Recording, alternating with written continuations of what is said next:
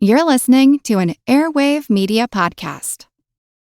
Grown-ups, if there's a child in your life who is interested in, curious about, or fascinated by people and places from history, then my podcast, The Past and the Curious, might just be a hit in your home.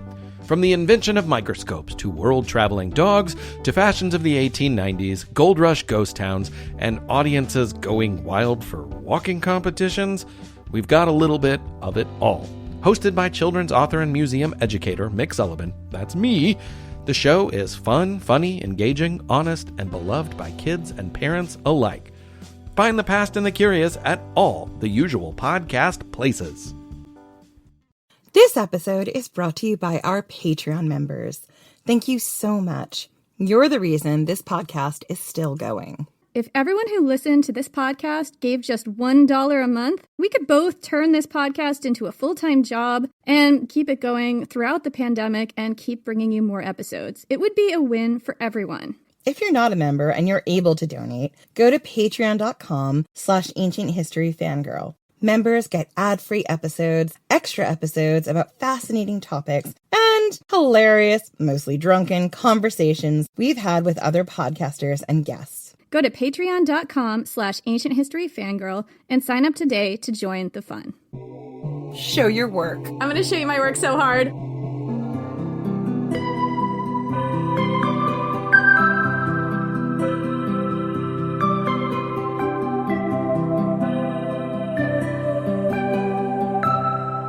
I'm Jenny Williamson. And I'm Jen McMenemy. And this is Ancient History Fangirl. So, Jen, what the hell are we doing? What are we doing right now?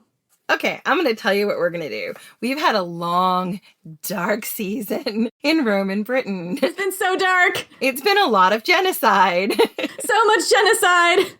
So much horror and death. Which has been really depressing, and that's how a lot of history is. And so what happened was, Jenny came across one small thing in her Picts research, and I was like, I know exactly what you're talking about. It's this. We got into like a 4-day... It was weeks. 4-week text fight about the central question that this episode is going to center around. We're going to fight over what is the Pictish Beast. What is it? What is it? What is it, Jen? We both have such strong opinions on this, and we both just kind of argued about it. We have been talking about this for a really long time, and it's just gotten more and more and more elaborate. Yeah, and at first we were like, maybe it'll be a mini-sode. And I was like, no, this is a full episode. This is the full episode that everyone who has survived 2020 and the first few months of 2021 need. This is going to be some much-needed relief, I hope. Just a little bit of levity in the sea of genocide that we've plunged you all into. Yeah, and it's April Fool's, so we encourage you to kick back and enjoy as we dive into some very spurious theories. This is all going to be extremely spurious. Our tinfoil hats are firmly on over our heads. I can't even see out my eyeballs right now. Acknowledging that there may be some listeners who did not listen to the episode that we dropped immediately prior to this about the Picts, I'm just going to give you a tiny, tiny dollop of background on the Picts, just a scotch. So the Picts were a people living in ancient Scotland from around the early 300s to the 900s AD. They first appeared in the historical record as the Roman Empire was starting to collapse, losing its hold in the British Isles. So early on, the Romans and later early Anglo-Saxon and British monks described them as raiders and pirates, pillaging Romano-British communities to the south. Later on, the Picts established their own embattled kingdoms in northernmost Scotland, holding on for 600 years while fighting off challenges from all sides: the Anglo-Saxons, the Dalriata, Vikings, and others. Eventually, they were Christianized, and most likely assimilated into other cultures after several disastrous battles wiped out their entire ruling and warrior class. Sorry, we just took a dark turn. But here's the thing, Jenny.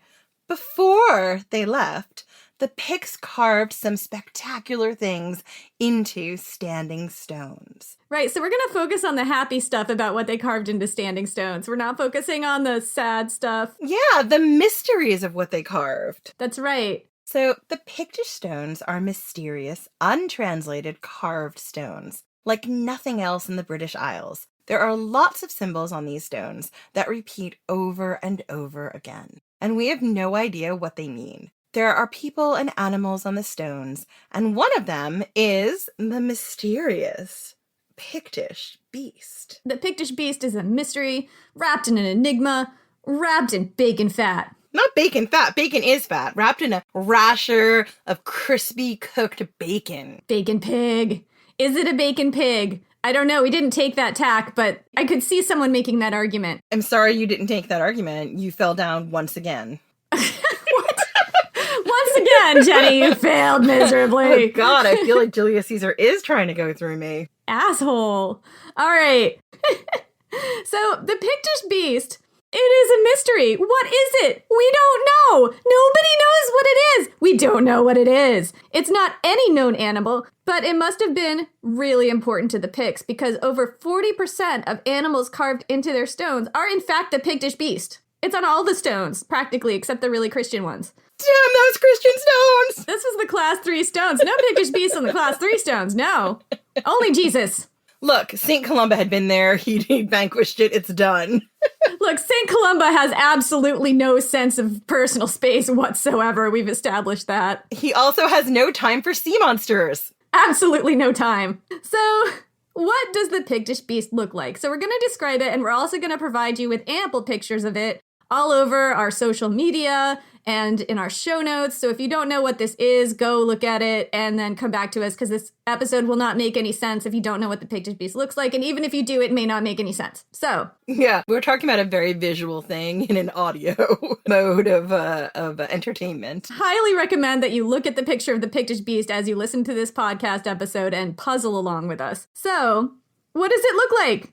It's got a long, narrow snout that could be said to look like an elephant's trunk or maybe a bottlenose dolphin's nose. It's got some kind of thing blowing back behind it that's attached to its head that I've heard described as like a mane or a blowhole or a spout of water or, we don't know, something. It's got front and back feet that kind of point backwards as if it's swimming in water. That is a key detail. And it's got a little curly tail, like a bacon pig. We've gotten into lots of arguments about what this animal is.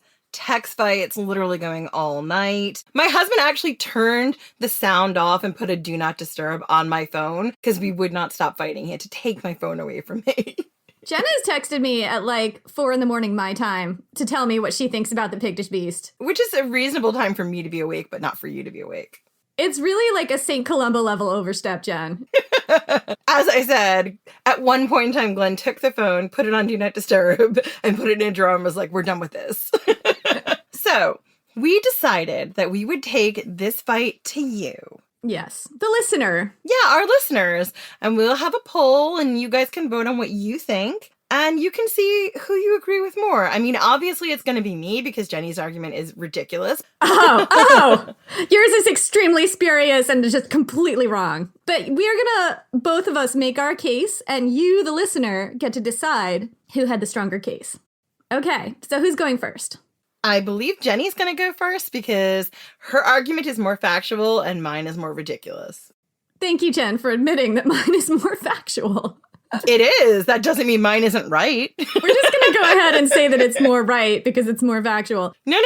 Nobody said it was more right. It just is more factual. It's more based in fact. Mine is more based in, as the listener would expect, mythology and cryptozoology. It's fine.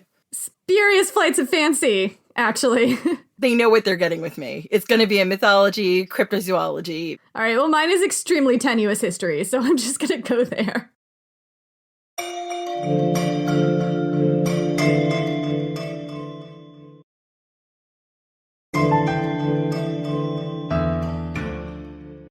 So, I think that the Pictish Beast is an elephant. And I know what you're going to say. Here's what I'm going to say. Show your work. I'm going to show you my work so hard. I think it looks like an elephant with my eyeballs when I look at it, more than it looks like anything else. That's what I think. That's what I think when I look at it. I think elephant. I think you have elephants on your brain. I think you're wrong. No, No, what I actually think is that it looks like an elephant drawn by someone who had, in fact, never seen an elephant. And I'm going to explain how that could have possibly happened in the history. I realized that, elephants are not native to Scotland. There were no elephants up there indigenously, as far as I know, except there is some small, very slim, but intriguing chance that somebody up there may have seen an elephant and told everyone about it. And then they drew pictures of it. Okay, so what you're suggesting is your entire argument is based on an ancient world game of telephone. That's accurate. Yeah. This is the most factual of the two arguments. Okay, let me just get to my argument. So, the question is, where would the Picts have seen an elephant? That's the question we have to ask, and that's the question that I am going to answer. You better, because right now you're circling around a D-. The case for this is quite spurious. However, there are in fact 2 documented times when elephants were brought to the British Isles, and the first time, Jen, was in fact Julius Caesar. Oh! I know Julius Caesar needs to have his own podcast. Oh, it's going to be about Julius Caesar. Ugh. Let me tell you about that time. I know I've mentioned this before, but I'm going to tell you about it like you've never heard it before. Okay? The first time we have documented evidence of elephants coming to the British Isles that I know of was when Julius Caesar came to the British Isles. And this was on his second trip in 54 BC. Caesar had already been once and basically been driven off, although he likes to describe it as some kind of a victory, but he was running away. Let's be real. The next time he came back with 800 ships specially designed to handle the difficult channel waters, and at least one of those ships contained at least one very irate single mom elephant. That's what we know from the history. Look, we have posited that. We know it's true. It was possibly me in a previous life. She's not a single mom in this life, but in that life, she was an elephant single mom. It explains a lot. When we talked about the single mom elephant, we talked about her because we felt like Julius Caesar stole this mother's baby and this mother and put her into freaking bondage, and that's why she's so angry. Wow, just taking a dark turn there again. This is supposed to be the fun episode. Well, I just feel like people are going to be like, why do you keep calling it a single mom elephant? Like, there's no baby. Why are you calling it that? Which has absolutely no basis in fact or history. We made it up, you guys. It's our fan fiction. Number 1, nobody knows that it was female. In fact, that's extremely unlikely because most war elephants were male. However, they were like part of Jugurtha's untrained. Like they had to like rustle up a bunch of African elephants super quickly and they weren't that well trained. And that's why they lost the battle. And this was Caesar's herd. So I think she had not received the full-on training of a war elephant. What the hell are we saying? I don't know. She's going to need more wine soon. Julius Caesar pushed his way through hostile territory to wind up on the bank of the River Thames with a very hostile, very angry, name-calling, shit-talking army of chariot warriors waiting for him on the other side, just waiting for him to try crossing. Just try it, Caesar, just try it. The river before him was booby-trapped with sharpened stakes just beneath the surface, not too fun to walk on. It was then that Julius Caesar brought out his one lone single mom war elephant. He brought out this one single, extremely irate, undertrained single mom war elephant. Not her fault she was undertrained. It was a situation. She was real pissed. She was real drunk on human gall. Oh God, all the time. You'd have to, just to get through the day. Just to get through the day with Julius Caesar and his ego. This is why we drink.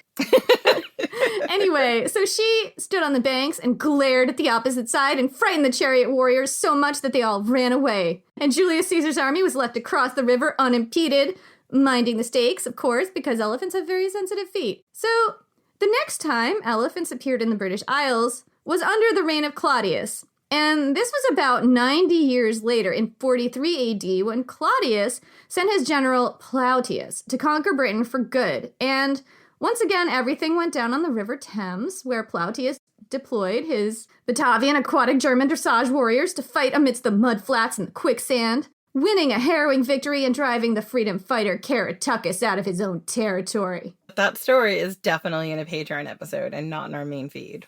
I believe it's in the Druid's Last Stand to Anglesey episode, and it's in a lot more depth in the Sick Burn Caratacus episode, which is on our Patreon. So after that happened, as soon as it was good and safe, Claudius came up to Britain with a company of war elephants, unfurled a mission accomplished banner, posed for pictures, and then went home because he was not that good at the war making, really.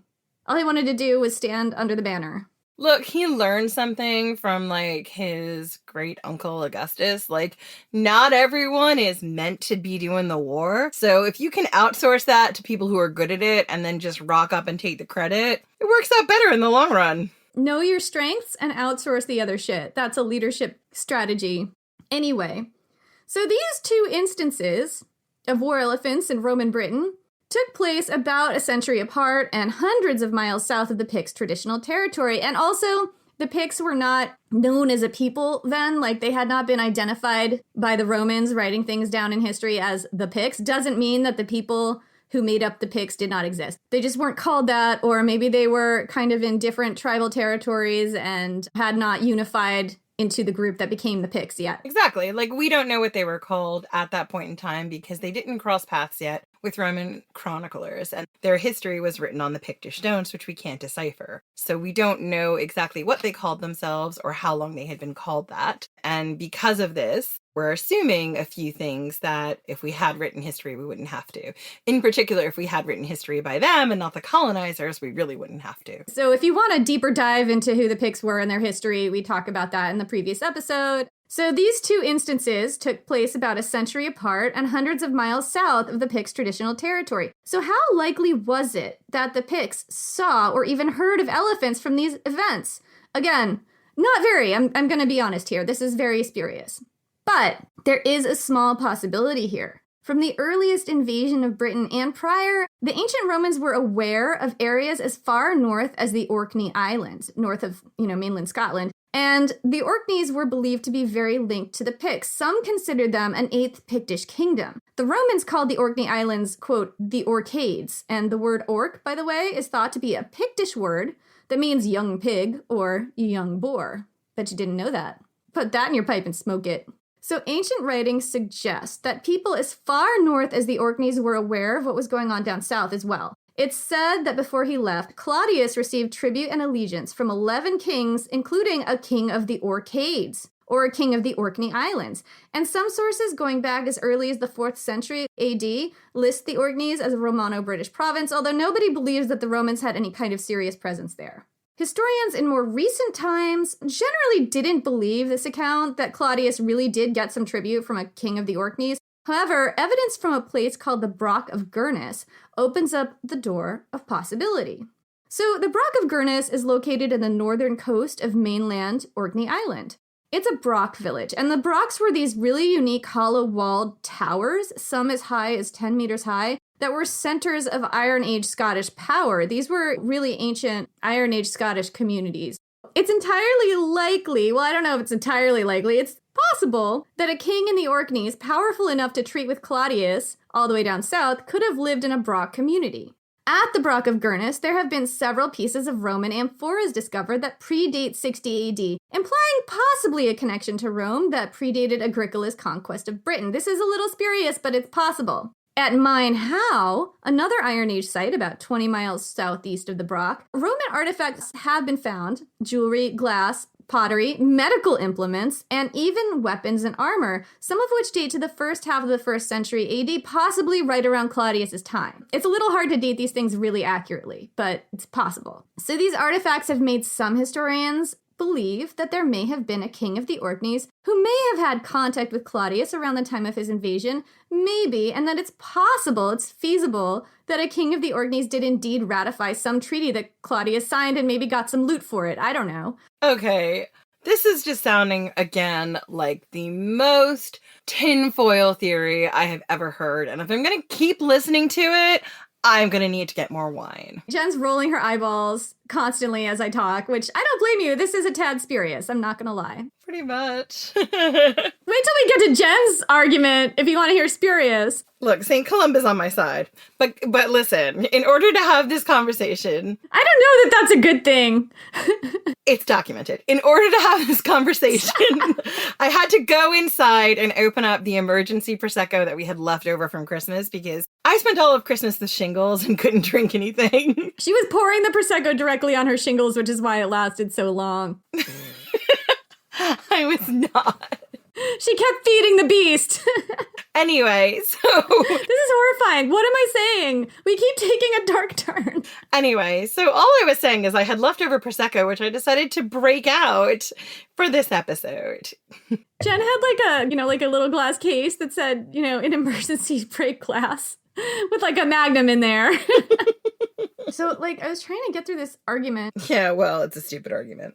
I was trying to get through my extremely intelligent graduate level thesis about what the Pictish Beast is. So anyway, excuse me, my God, now I have the hiccups. Awesome. So, like I said, this is, it's a little spurious. I think it's quite founded in research and fact, personally. The archaeology is quite robust. However, I can understand how some of you might completely doubt what I am telling you. So still, it implies, this is what I think that it implies, okay? It implies that maybe, just maybe, there's a teensy little chance that people in the Orkneys were aware of what was going on down south. They had connections with the southern tribes of Britain during the time of Claudius. Perhaps some warriors from the Orkneys were even there at these pivotal, very early battles because they were allies and they sent some people to help out, fighting the Romans. That's a thought. It's a thought. It's not true. It's a thought I'm having in my brain right now, which makes it true. And if they were there, if there were people from the Orkneys right there, right then, maybe they saw these elephants and brought back wild tales to the people in their communities. Maybe they did, Jen. Okay, this is so many maybes that I just feel like we might as well just get our rubber stamp out that says false. Mine is the one that's based in fact. Oh, no. I have St. Columba on my side. St. Columba is not a credible witness to his own life. I'm sorry. Says you. Oh, I'm sorry. Are we taking hagiographies as truth now? I mean, you've used them in so many other episodes as primary sources. That's true. I have. Everything I say on this podcast is completely spurious. That's true. Anyway, so what I'm positing is I'm asking you to imagine for a minute this small group of elite Orkney warriors, named warriors, picked men, were sent to help out the Orkneys' allies in the south. And when they were there, they saw the ancient Roman elephants. They saw them with their own eyeballs. And they brought back wild tales of these amazing animals to the people in their communities up north. And over time, the story of the elephant could have taken on a mythic status, and its description could have gotten a little bit muddled because this was a game of telephone. So by the time the Picts started carving their legends on the standing stones, which would have been over 300 or 400 years after Claudius's invasion at the earliest, the people carving that image would never have seen an elephant themselves. They would have been operating with a picture in their minds that was hundreds of years after the fact, third and fourth and 10th hand, and mythical in nature. Mythical in nature. This sounds like you're making an argument for me. I'm not, Jen, because if you look at the Pictish Beast with your eyes, just look at it. Just look at it. Does it not look like an elephant? It looks like an elephant. No, it clearly doesn't. You are full of Pictish nonsense. The narrow trunk snout could be a trunk. The curly tail like an elephant. I'm sorry, that looks like an elephant's tail. Even that thing that goes back across its back looks like it could be an elephant blowing water with its trunk. Backwards. The Pictish Beast's feet are pointing backwards as it seems to propel itself forward. Looks like it's swimming in the water, possibly the way that an elephant swims in the water. Think about it. An elephant crossing the Thames in the water. That's what they would have seen. Nope.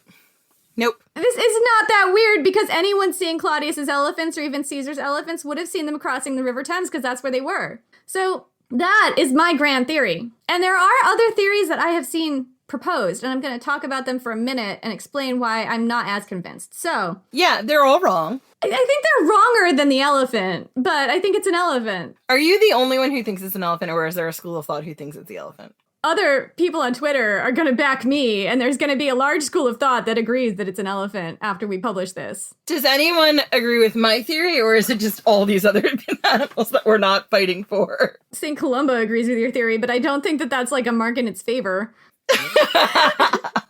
I will call down St. Columba. The wrath of St. Columba. He will bust open your door while you're pooping. Tell you about God. So, have you heard the good news about the Pictish Beast? Oh my God, St. Columba, not now. It's a bad time. There is no bad time for St. Columba. So, I have seen proposed that perhaps the Pictish Beast is a dolphin. The bottle nose of its face does look like a dolphin's face a little bit. That's true. It does look more like a dolphin's face than an elephant. It is true. That is true. That part of the body the curly thing that spews out behind it could be a dolphin or whale's blowhole. That's true. However, here's why I think that is complete bullshit. The Picts were sailors. They knew what a dolphin looked like. They knew what a whale looked like. They knew what these animals looked like. They did not think that they had legs or curly tails or have a body that looked like an elephant's body. They did not. If they wanted to draw a bottlenose dolphin or a whale, they would have just drawn one. It kind of reminds me a little bit of what a penguin looks like. It does not at all look like a penguin. Wrong. It kind of does a little bit. No, it does not. That nose, the tiny little feet at the back going backwards. No. Have you never seen how a penguin swims? A penguin underwater looks like a bird flying, except it's underwater. But if you look at a penguin not underwater when it's sitting on the water, it kind of looks a little... No, it does not. Another thing I have seen proposed, which I think is utter bullshit, is that maybe the Pictish Beast may be, in fact, a seahorse. And I also feel that this is utter bullshit. I'm sorry. If the Picts wanted to draw a seahorse, they would have drawn a seahorse. They were seafaring maritime people. They would have known what a seahorse looks like. I'm sorry. Fuck it. It's not a seahorse. No, I mean, I agree. I don't think it's a seahorse because they would have known what a seahorse looks like. But I can see why you would think it was a seahorse. I just don't think that it's correct. So frankly, I don't think that the Pictish Beast is supposed to be a realistic depiction of an animal that the Picts had seen, like a dolphin or a seahorse or a whale. Oh, feels like you're making an argument for me. That's because you want to see that and you're wrong. I think that the Picts were representing an animal that they had never seen in real life since like generations and generations and generations ago. However, I think that somebody in their background had seen this animal. One ancestor of the Picts, or maybe a few ancestors of the Picts, had seen this animal. And please remember this, kind It's a real animal, not a mythical animal, but it had taken on mythic status in the Pictish community. And that one or maybe a few of their ancestors had perhaps seen, centuries before, when they'd gone down to fight with their compatriots in southern Britain, an elephant. And then come home with the most wild tales to tell about the most incredible mythical creature, and nobody ever forgot that story. And that is my extremely factual, not at all spurious, argument about what the Pictish Beast is. I feel that it's an elephant. Julius Caesar, what do you think? Does this sound like your single mom elephant? Why, yes, of course. It's my Dolph elephant Lucy. Dolph elephant? It would not surprise me if the Picts fell in love with my Dolph elephant Lucy. I did love her so dearly. She had a very funny look to her, like sometimes when she was swimming, I sort of fancied she was a bit like a dolphin. Was she half dolphin, half elephant? When a dolphin meets an elephant that it cares very much for and falls very deeply in love. When a dolphin and an elephant fall in love. I assume that a woman of your age has been explained about the birds and the bees. What? A woman of my age? I think we need to back up here. You're far past marriageable age. You're over the age of 12. Marriageable age. Everything about this conversation is so disturbing. So you're saying that your one lone single mom war elephant was in fact a Dolph elephant? Why is that so surprising? Dolphins and elephants can love each other very much. Julius Caesar, are you pulling my chain? Why, Ms. Williamson, even on the 1st of April, Julius Caesar does not come back from the grave to pull one's chain, let alone besmirch the good name of Lucy. Lucy the Dolph elephant. Yes, Lucy the Dolphin. I don't know why you find this so funny. There you have it, folks. It was a Dolph elephant. Straight from Julius Caesar's extremely lying mouth. April Fools. Right. I'm gonna wrestle this conversation back from the realms of the sublimely ridiculous to just the ridiculous. To the completely outlandishly ridiculous. That's where we're gonna take this.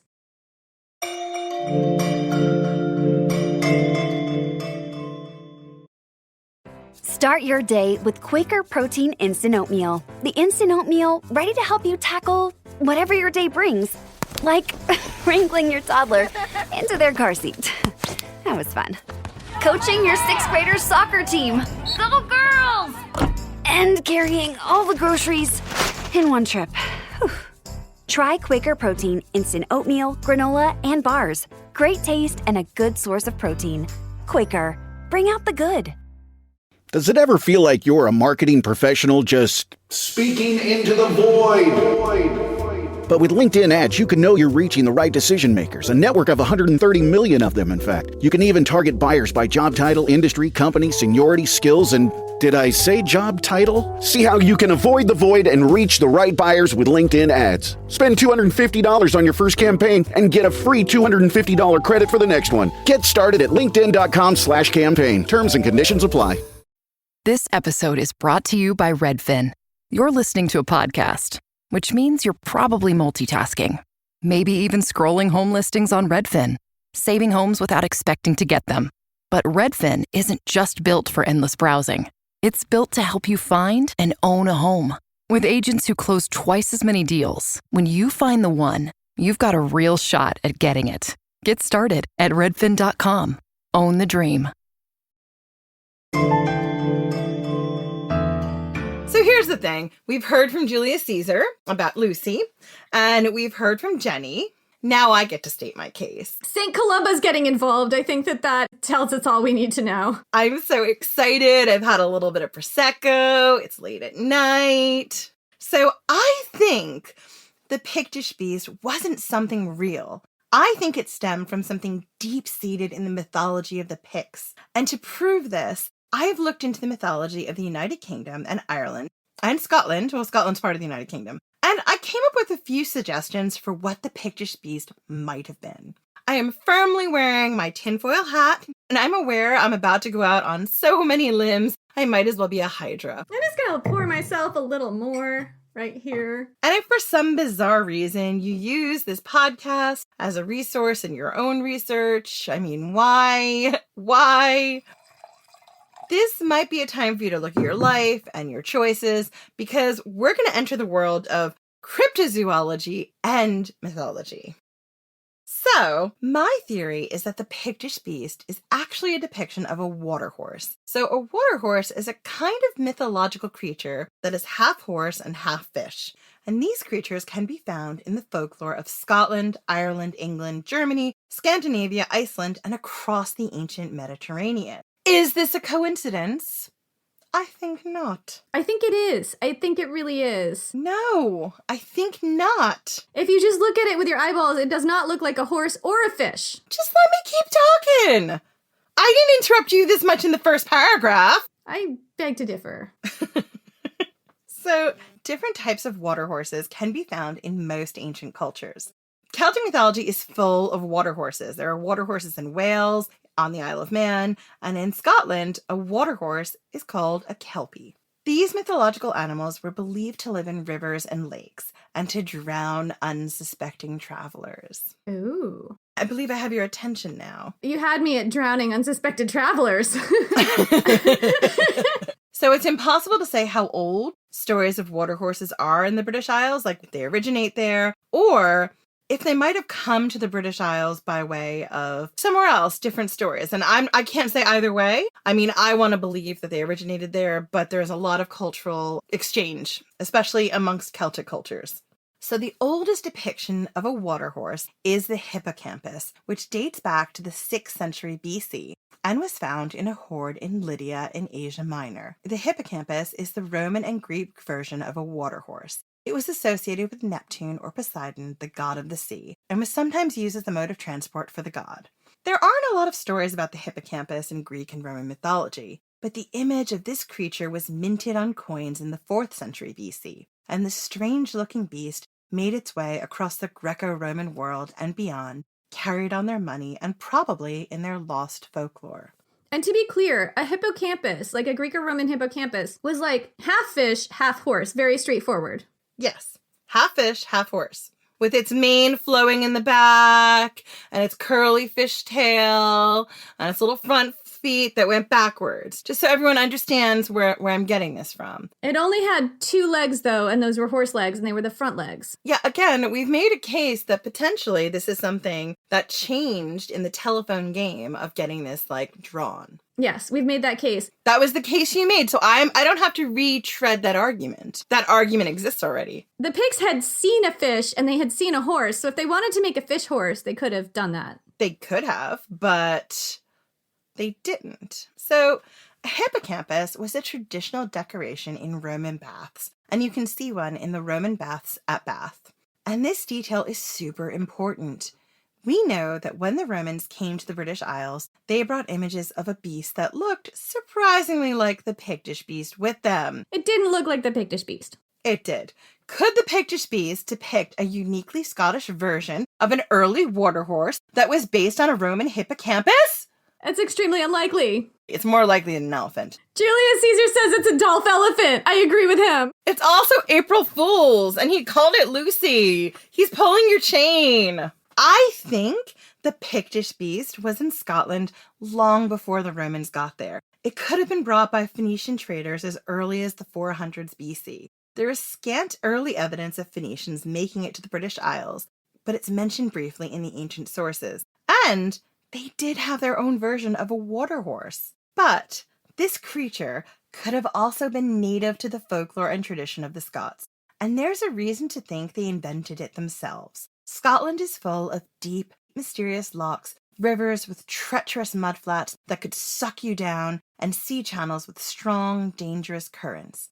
And the kelpie, which is the Scottish version of the water horse, was strongly associated with dangerous waters. I think the Pictish Beast was a warning, a sort of traveler beware, because on this road, we've spotted a dangerous kelpie. Are we back to drowning strangers? Because I'm into that. We're totally back to drowning strangers. So, what was a kelpie? Kelpies are mythological creatures that love to hang out near water. They're particularly strongly associated with lochs, and they show up in rivers and sometimes the ocean, but they weren't tied to water. In human form, they could travel much further afield. So they could change into humans. They could change into humans. That's part of how they tricked you. So in Scottish mythology, kelpies can take lots of forms, but one popular form is a beautiful black horse with a dripping wet mane. The kind of horse that you can't help but want to pet and make friends with.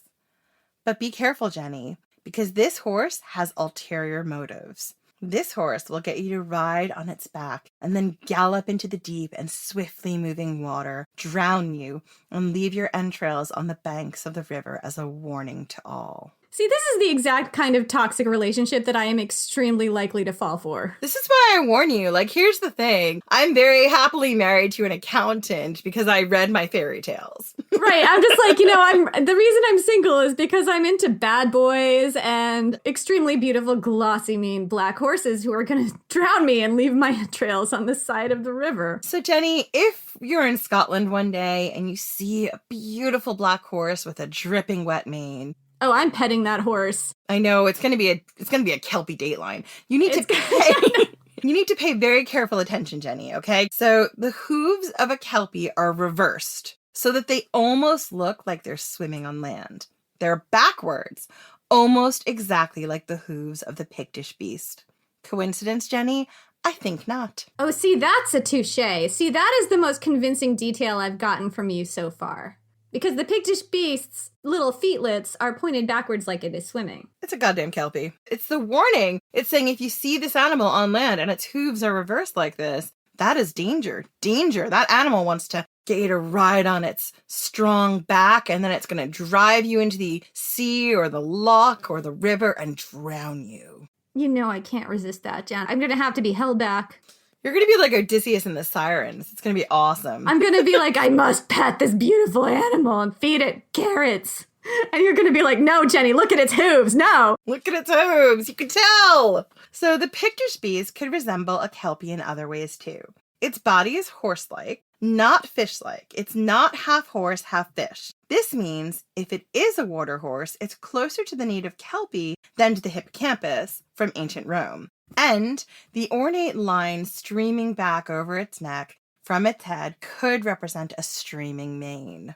So kelpies can also take other shapes. They could appear as a horse with snakes in their mane, as white horses who sang songs that lured people towards the water and their deaths, as handsome young men who could cast spells on young women and lure them off the path and take them for a final ride in the dark waters, or as older men with seaweed in their hair.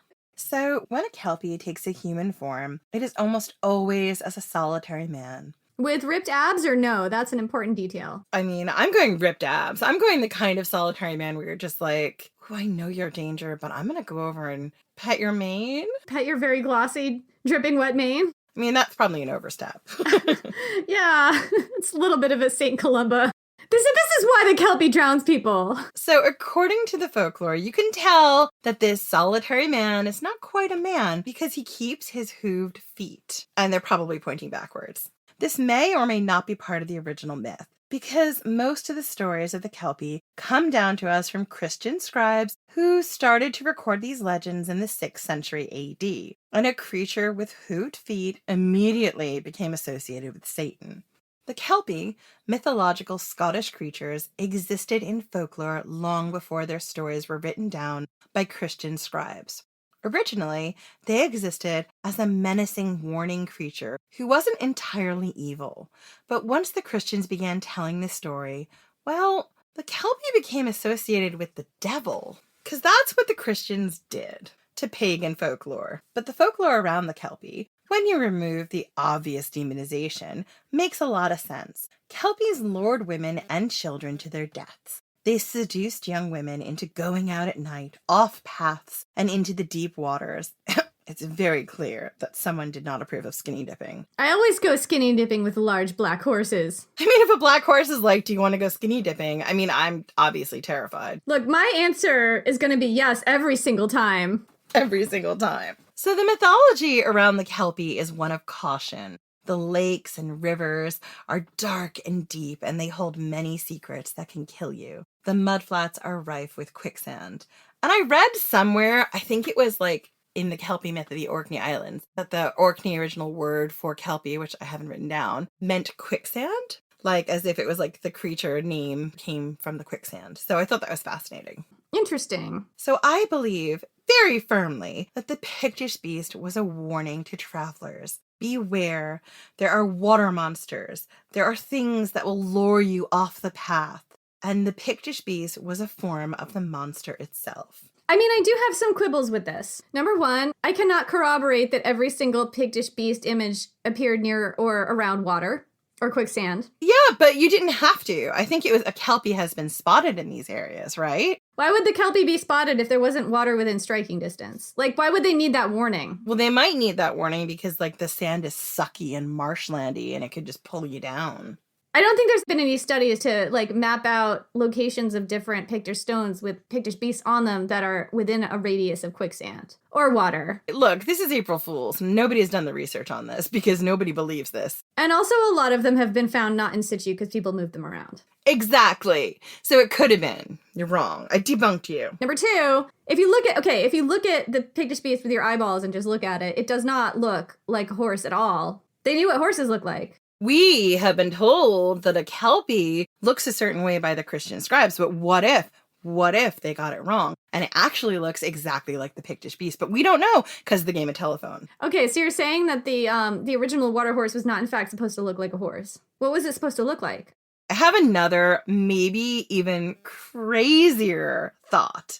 What if the Pictish Beast was a water monster? Because we cannot have this episode without talking about the most famous sea or lake monster that might be the Pictish Beast of them all, the Loch Ness Monster. Oh, that's where we're taking this. I'm going to introduce you to my friend Nessie. This is very tinfoil hat right now.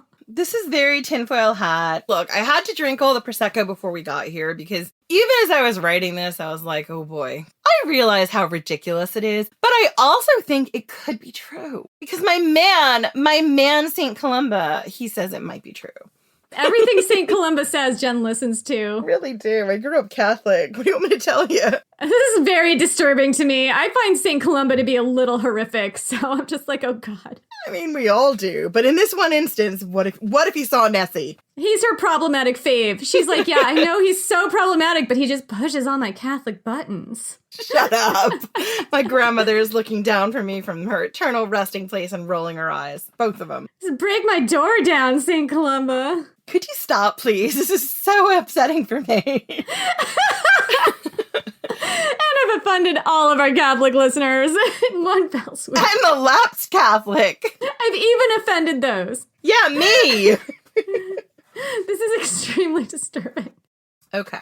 So the very first mention of Nessie dates all the way back to the earlier days of the Picts, around 565 AD. St. Columba, the problematic scribe, encountered Nessie when he was on his way to visit a Pictish king. That would have been Brood the First. Here's how the event went down according to the life of St. Columba. This is the very first mention of Nessie that we have in written history. We obviously know he's on the Pictish stones, or she. I like to think Nessie's a she.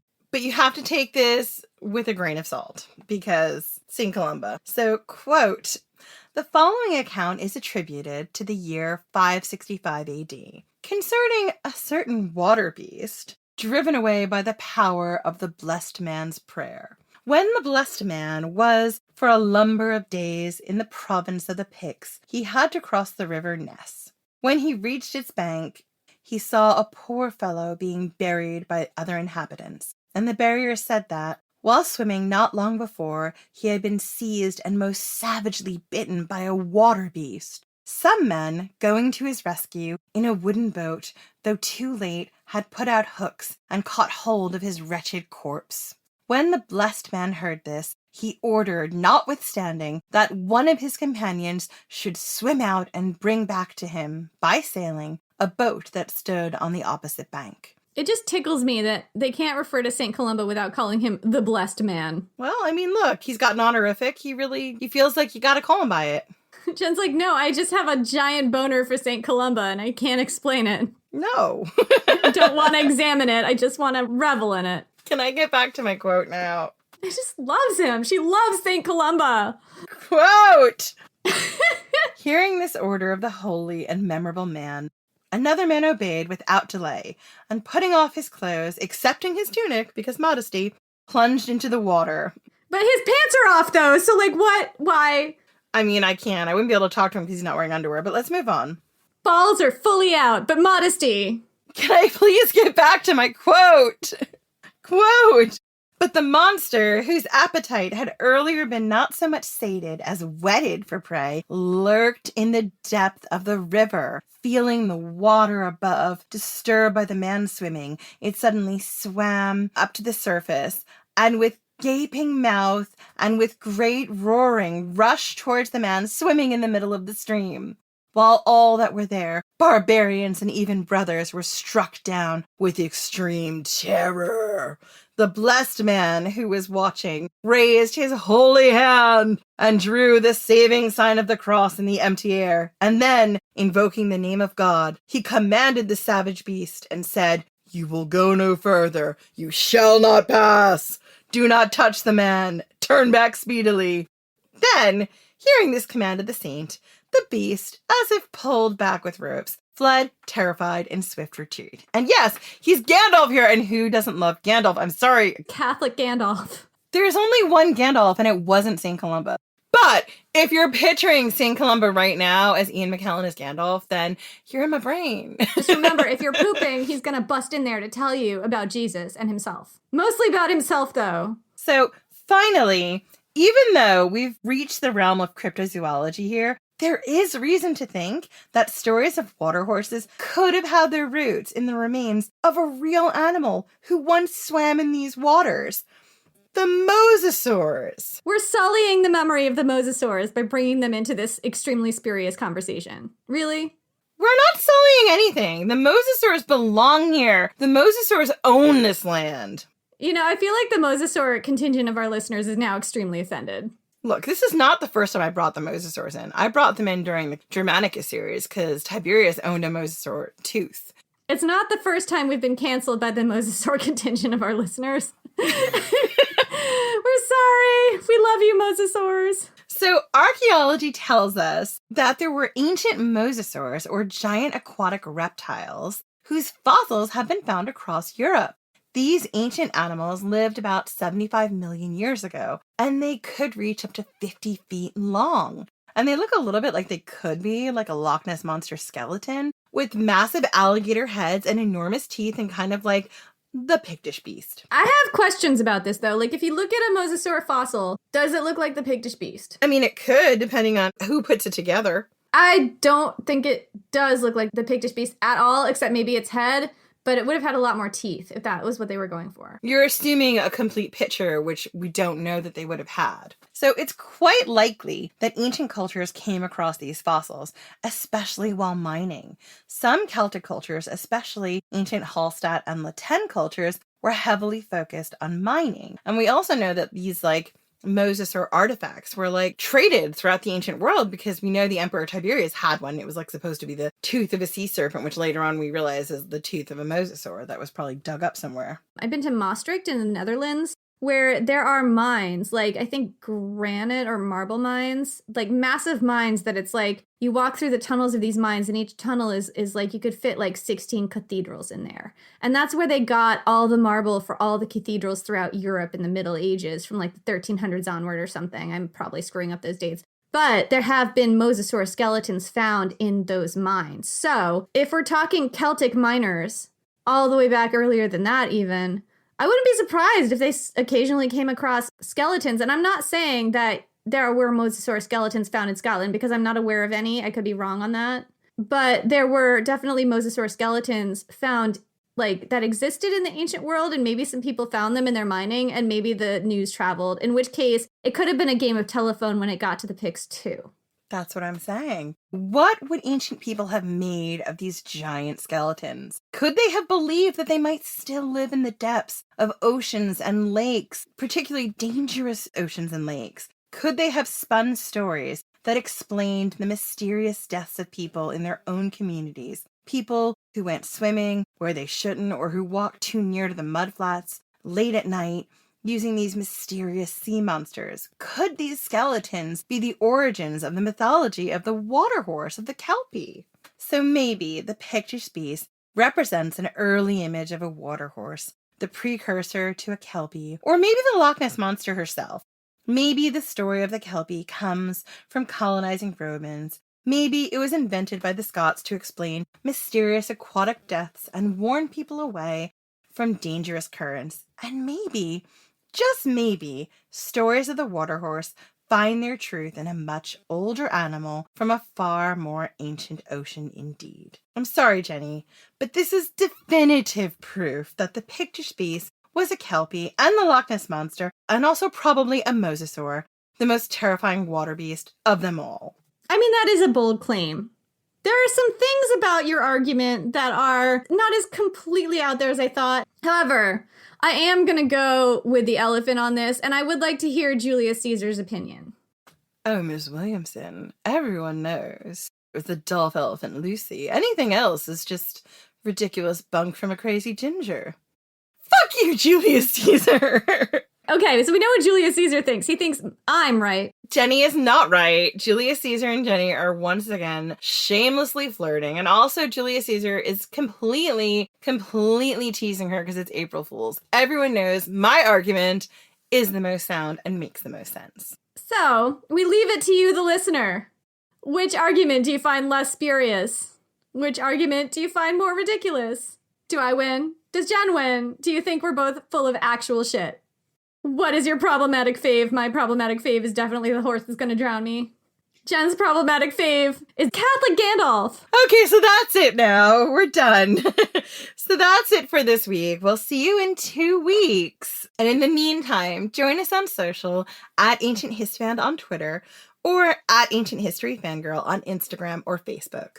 And check out our Patreon. Starting at just $2 a month, you could actually pay us money to get even more nonsense. So for just $2 a month, you'll help us keep the lights on. You'll help keep supporting our ability to bring you great content or spurious content. I mean, you know, one or the other. But you'll also get extra brand new episodes only for Patreon subscribers and conversations where we get extremely drunk and silly with other smart podcasters and talk about things like Greek mythology and movies. And we have Cucullin and Julius Caesar on. And it's just a wild time that I am not sure I could ever express in words. If you want to hear more Julius Caesar and Cucullin, they show up in our $10 and up episodes a lot. We just have a lot of kind of very freewheeling, casual episodes that feature them. It's really fun. We have some patrons to thank. Yeah. Blanket statement. We're probably going to mispronounce some names. We're sorry. Abigail Van Kirk. Buttoneer. Jake Swinson. Isha K. Wieland, Trisha Kramer, Caitlin Willie, Katie Beaumont, Brian Egan, Kira Freeman, Charlotte McHale, Britt Hobson, Rita Brown, Ted Humphrey, Ashley, just Ashley, Desay, Claire Bear, Vicky Brim, Only Me 3, Lucy Hansen, Jessica Gray, Katrina Farley, Jeanette, Anastasia Shabina, Catherine Ward. Catherine Waterfield. And there's one person who left their name blank. And we thank you, blank person. We thank you. We thank you. You know who you are. We appreciate your support. We appreciate all of your support. We're really, really appreciative of all of our new patrons. Times are tough, and we know that it's really difficult right now for everyone, including us. And if you're able to give and support us, please do. It really means the world to us. We've both had major life-changing circumstances, and we want to keep the podcast going and keep it the forefront most important thing for us. And without your support, we can't do that. Yeah, I mean, we've really worked hard. We've really worked hard to keep the podcast going on a regular schedule and keep the quality up. We really feel like it's important to us to be there for our listeners in difficult times, just to keep you guys company, to keep your mind off of harder things. That's what we want to do. That's what we're here for. If you can support us, we really, really appreciate it. If you can't support us, you know, we get it. We've definitely had some financial hard times as well. We totally understand. Just tell somebody you know about us and give us a recommend, or maybe retweet something that we put out there, or, you know, help spread the word. We appreciate that too. Thank you so much, and we will see you in 2 weeks.